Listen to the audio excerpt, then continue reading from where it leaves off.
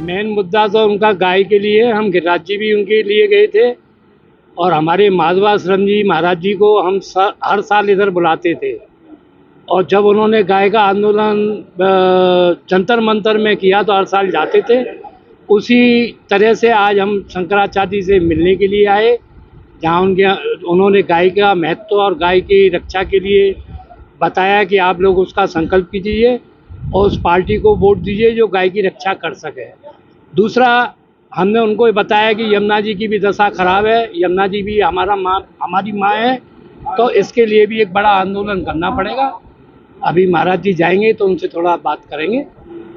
हमने शंकराचार्य जी के निवेदन किया है।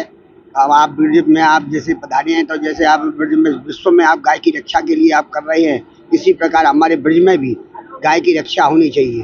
क्योंकि गाय की ब्रज का नाम ही गमन, महाराज जी ने भी यही कहा था कि ब्रज गमने धातु है, गमन से ब्रज शब्द बनता है और इसमें चलना होता है। तो गाय जहाँ जहाँ चली थी उसी को ब्रज कहते हैं।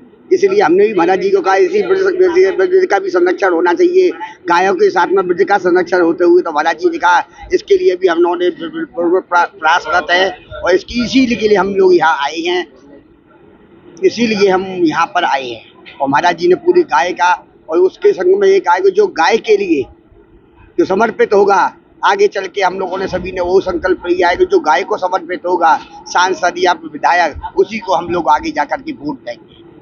ये सौभाग्य है कि थोड़ी देर के लिए ही सही इस पवित्र क्षेत्र में आने का, यहाँ पर बैठने का और यहाँ पर विराजमान मूर्तियों से मिलने का, उनसे संवाद स्थापित करने का मौका मिला है।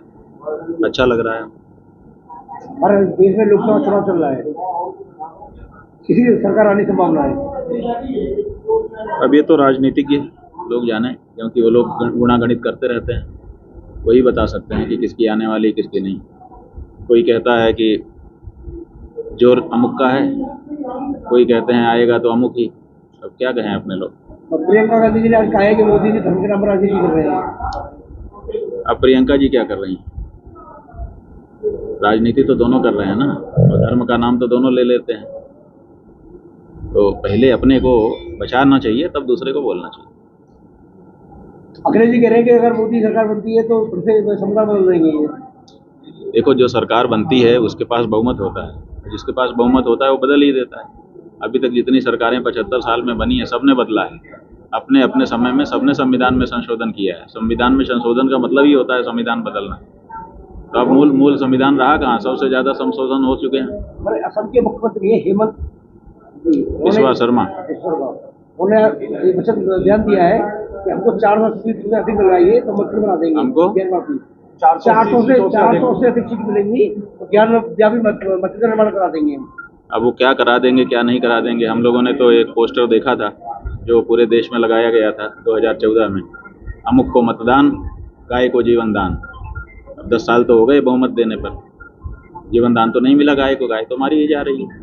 तो इसलिए ऐसी बातों का क्या तात्पर्य। नई सरकार से किस तरीके की उम्मीदें की जानी चाहिए, किस तरीके? भाई, हमें किसी सरकार से कोई उम्मीद नहीं है, इसीलिए अब हमने सरकार से उम्मीद हटा दी है। अब हमने मतदाता को संकल्पित कराने का कार्यक्रम शुरू किया है। 33 करोड़ देवता हमारी गौ माता के शरीर में निवास करते हैं। 33 करोड़ लोगों को हम संकल्पित करा रहे हैं कि संकल्प लो कि उसी पार्टी को, उसी प्रत्याशी को वोट दोगे जो गौ माता की हत्या के लिए शपथ पूर्वक वो घोषणा करेगा।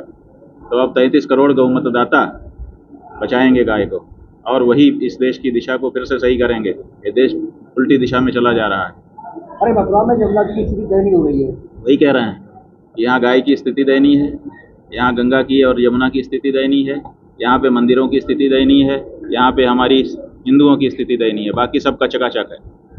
आगामी गोपाष्टमी पर्व पर आपके द्वारा संकल्प करवाया गया है, किस तरीके का आंदोलन? आगामी गोपाष्टमी के लिए हम लोग तैयारी कर रहे हैं। 33 करोड़ मतदाताओं को संकल्पित करने के लिए हमारी इस समय यात्राएं चल रही हैं, और जिस दिन नई सरकार शपथ लेगी उसी के आसपास हम लोग भी दिल्ली में एक गौ संसद में सभी संसदीय क्षेत्रों से एक एक व्यक्ति को गौ सांसद के रूप में शपथ दिलवाएंगे और उनको लगा देंगे कि अपने सांसद के साथ मिल करके इस बारे में काम आगे बढ़ाओ।